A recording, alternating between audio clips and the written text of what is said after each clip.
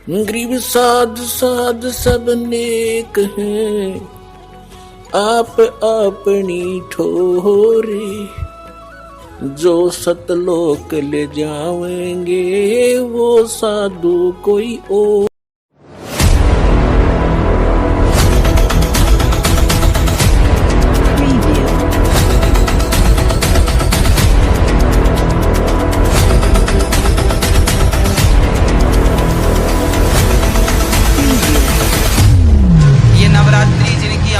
करते हैं ये कौन है? नवरात्रि क्यों मनाई जाती है? कब से मनाई जाती है? क्या कारण है? फिर भी सच्चाई छुप नहीं सकी। अब इसी में आपको प्रमाणित करते हैं देवी भागवत में।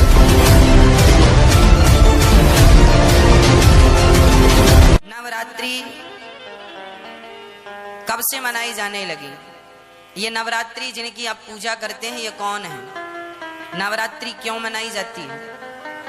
कब से मनाई जाती है? क्या कारण है?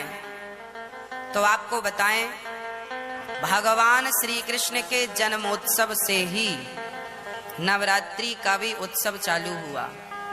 ये जो देवी माँ है ना, जिसे हम नवरात्रि 9 देवियां कहते हैं, ये किनकी पुत्री हैं?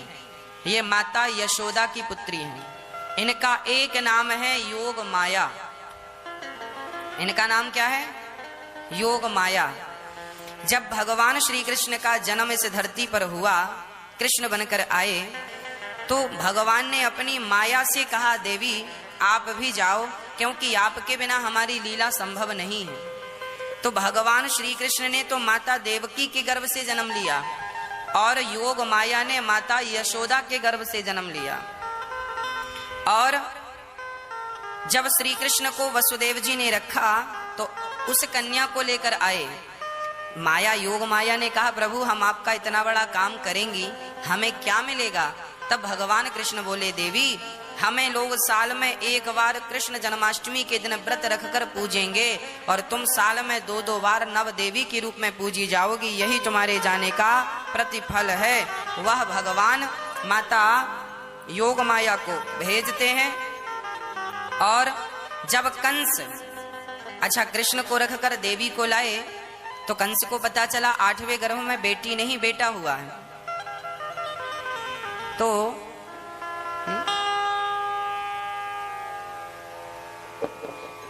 कंस ने पत्थर पर पटक दिया, हाथ से छूटकर वो अष्टभुजाधारी बन गई दुर्गा और बोली, मूर्ख तुझे मारने वाला प्रकट हो चुका है। और वही अष्टभुजाधारी देवी आज वर्तमान में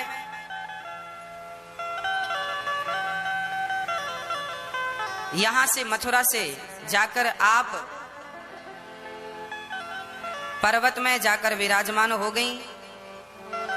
मुझे स्थान का नाम विस्मरण हो रहा है। उत्तर प्रदेश में मिर्जापुर, कौन सा पर्वत है? हाँ? विंध्यवासिनी, विंध्याचल पर्वत ना, विंध्यवासिनी मैया के नाम से वो जानी जाने लगी। और वहां पर मैया जी विराजमान हो गई। वह माता यशोदा की पुत्री हैं। तो वह 9 देवियों के रूप में जानी जाने लगी। प्रथमम शैलपुत्री चा, प्रथमम शैलपुत्री चा अर्थात पहली आर्ज के दिन, प्रथम दिन किसकी पूजा होती है? माता पार्वती की पूजा हो। शैलपुत्री अर्थात जो हिमालय है, हिमालय की पुत्री माता पार्वती। पहले दिन माता पार्वती की पूजा होती है। वही माता पार्वती दूसरे दिन, द्वितीयम ब्रह्मचारिणी, दूसरे दिन अर्थात द्वितीय कल वही माता ब्रह्मचारिणी के रूप में हम पूजेंगे, वो पूजी जाएंगी। तृतीयम चंद्र घंटेति, चंद्र घंटा के नाम से वह तीसरे दिन पूजती हैं। चौथे दिन कोषमांडा के नाम से, 5वें दिन स्कंध माता, 6वें दिन कात्यायनी, 7वें दिन कालरात्रि, 8वें दिन महागौरी और 9वें दिन सिद्धिदात्री। ऐसे पुण्यात्माओं, जैसा कि आपको सृष्टि रचना के प्रारंभ में जब कथा शुरू करी थी बताया था कि काल भगवान ने, इस क्षर पुरुष ने, जो ब्रह्मा विष्णु महेश के पिताजी हैं, दुर्गा जी के पति हैं, जो श्री देवी के पति हैं और ब्रह्मा विष्णु महेश के पिता हैं, इसने ये कहा था दुर्गा से कि मेरा भेद किसी को मत बताना। इसको बहुत सख्ती से कहा था। तो देवी ने उसी उद्देश्य से ब्रह्मा विष्णु महेश को इस क्षर पुरुष का ज्ञान नहीं दिया। अब दुर्गा से इसने कहा था कि मेरा भेद किसी को नहीं देना। इसी प्रकार दुर्गा ने इनको कोई उस भेद नहीं दिया ब्रह्म का, फिर भी सच्चाई छुप नहीं सकी। अब इसी में आपको प्रमाणित करते हैं देवी भागवत में, ब्रह्मा जी ने वेदों को पढ़ा, दुर्गा से पूछा कि वेदों में ये लिखा है कि केवल एक ब्रह्म जिसके बराबर दूसरा नहीं है। ब्रह्म माने परमात्मा भी होता है, वो ब्रह्म माने भगवान होता है, वो एक ही परमात्मा पूजा के योग्य है। तो वो क्या आप ही हो क्या? ब्रह्मा ने पूछा क्या वो आप ही हो? दुर्गा से कहती। अब दुर्गा क्या उत्तर देती है देखिएगा। हम श्रीमद् देवी भागवत यानी दुर्गा पुराण देवी पुराण को पढ़ रहे हैं, जो गीता प्रेस गोरखपुर से प्रकाशित है। इसके तीसरे स्कंद में पृष्ठ नंबर 125 पर हम पढ़ रहे हैं। 123 तक हमने पढ़ लिया।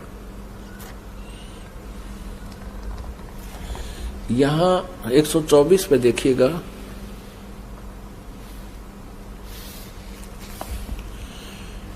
ब्रह्मा जी कहते हैं, अद्भुत तेजस्वी भगवान शंकर के यूं स्तुति करने पर भगवती जगदम्बिका ने अपने बात बताई।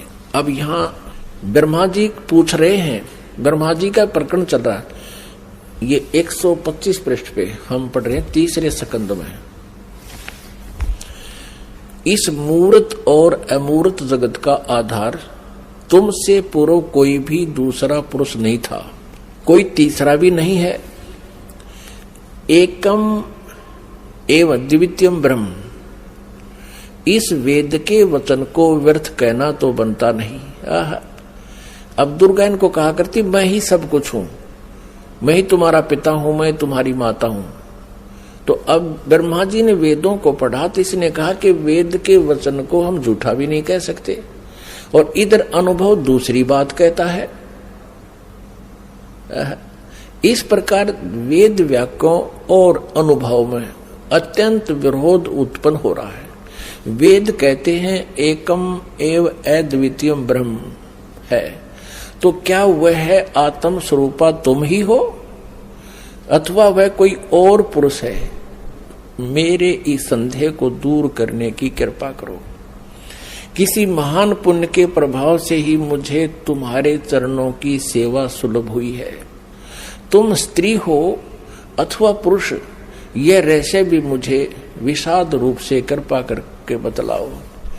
अध्याय 4-5 यहाँ पूरा होगा, तीसरे स्कंद का अब छठा अध्याय शुरू होता है। ब्रह्मा जी कहते हैं, इस प्रकार मैंने जब भगवती जगदम्बिका से विनय पूर्वक पूछा, तब वे मधुर वाणी में मुझसे कहने लगी। देवी ने कहा, मैं और ब्रह्म एक ही हैं। अब हो गए ना दो, सच्चाई छुप नहीं सकती,